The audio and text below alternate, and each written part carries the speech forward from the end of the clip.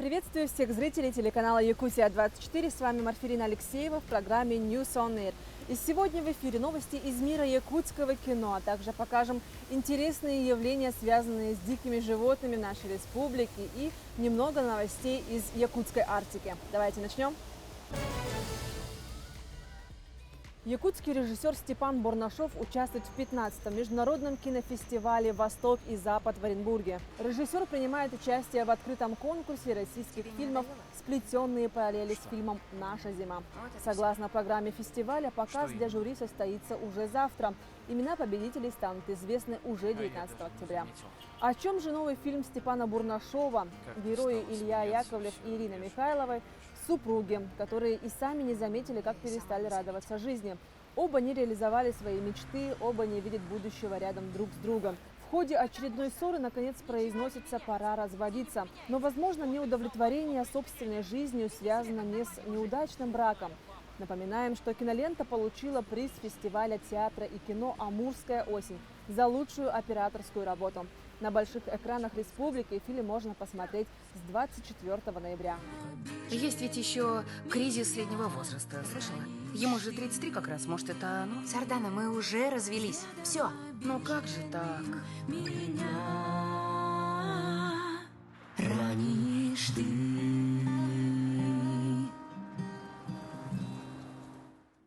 Кинокомпания «Саха-фильм» запускает еженедельную акцию «Кино для всех». «Саха-фильм» приглашает зрителей на бесплатные показы классических якутских фильмов. Сеансы понедельник, вторник, среда в 12 часов. Адрес кинозала «Республика», проспект Ленина, 45.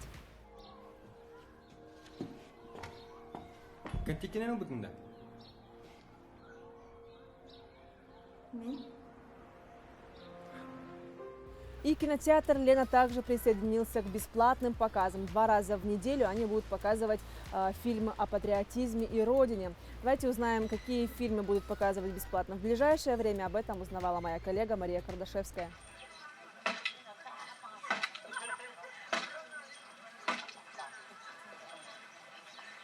В это непростое время работники культуры тоже не должны оставаться в стороне. Уверены организаторы акции «Пойдем в кино», которая стартовала в кинотеатре «Лена» 11 октября. Теперь там 2 раза в неделю будут показывать фильмы о безусловной любви к матери, к родине, о любви к своей истории. Мы сделали эту акцию для того, чтобы поднять людям настроение, да? Поднять людям дух, чтобы они как-то отдохнули. И каждую неделю, во вторник и среду, ориентировочно после обеда, где-то 14:00 или 14:40, в зависимости от сеансов, будем показывать фильмы бесплатно. В первую неделю акции в кинотеатре показали фильм якутского режиссера Алексея Романова «Орто дойду» про быт и культуру народа Саха. На следующей неделе также ожидается показ якутского фильма. На следующей неделе, во вторник и среду в 14:40 будем показывать фильм «Чарин». Огромная благодарность людям, которые создали этот фильм. Они с радостью поддержали наш проект. В дальнейшем организаторы планируют показывать и российские фильмы. Сейчас они ведут переговоры с производителями. Организаторы приглашают всех желающих посетить сеансы совершенно бесплатно, независимо от возраста. Мария Кардашевская, Григорий Хлопков, Якутск. В селе Лекельчон Вилюйского района на озере поселился белый красивый лебедь. Многие задаются вопросом, почему грациозная птица до сих пор не улетела в теплые края.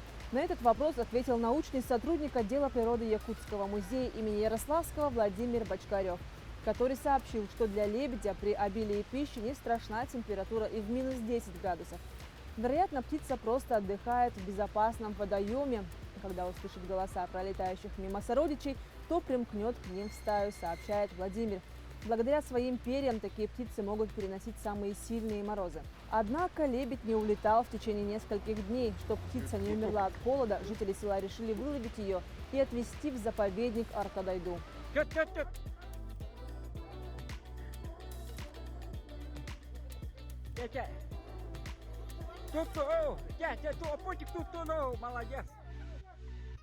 Молодец.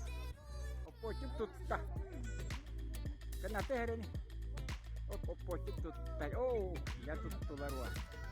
В Намцах, прямо возле жилого сектора, также был замечен одинокий лебедь. Его спугнула собака, но спустя сутки птица снова вернулась на то же самое место и, по-видимому, улетать не собирается.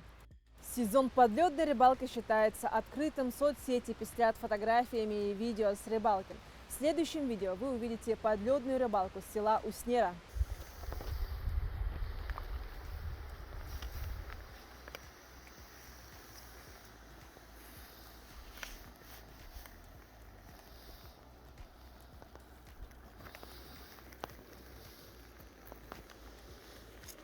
Такая рыбалка. В некоторых селах республики подледной рыбалкой заниматься еще пока рановато, но это не мешает местным жителям заниматься народным промыслом. Тянут, потянут, вытянуть не могут. Мужчины и женщины из одного села вытаскивают на берег полный невод рыбы.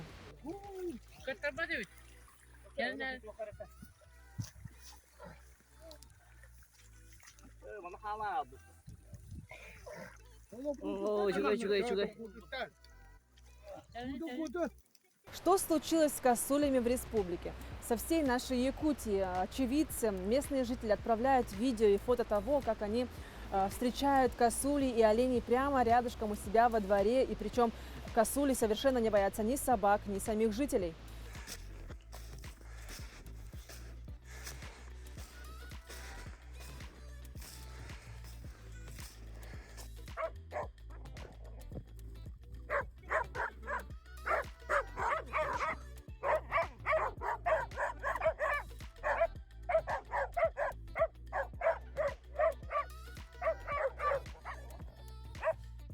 Белую медведицу с 3 медвежатами заметили в ресурсном резервате Курдюгино-Крестовое в Якутии.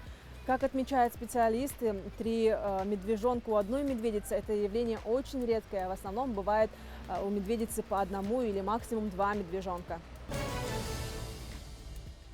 Международный форум «Арктика. Настоящее и будущее», который пройдет в Санкт-Петербурге 8 и 9 декабря, соберет около 400 спикеров. Основной акцент деловой программы форума будет сделан на адаптации к новым экономическим условиям, связанным с введением санкций в отношении России и российских компаний, в поисках пути к развитию международного, общественного и научного диалога в Арктике, а также на привлечение всех субъектов Российской Федерации к реализации арктических проектов.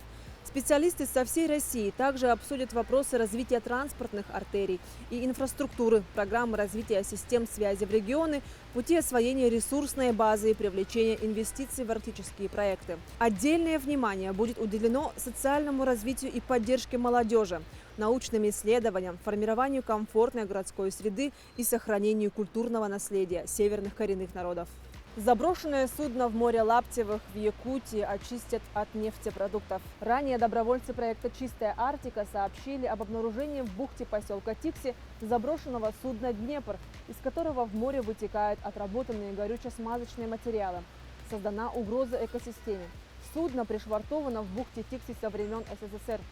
С 1970-х годов его использовали во время навигации в качестве емкости для сбора отработанного масла и других горюче-смазочных материалов с приходящих морских судов. В зимний период остатки сжигались и использовались для отопления поселка. Якутия планирует нарастить производство энергетических ресурсов более чем в 3 раза к 2030 году. По словам главы республики Айсена Николаева, ориентир на экспорт останется и увеличится соразмерно объемом добычи.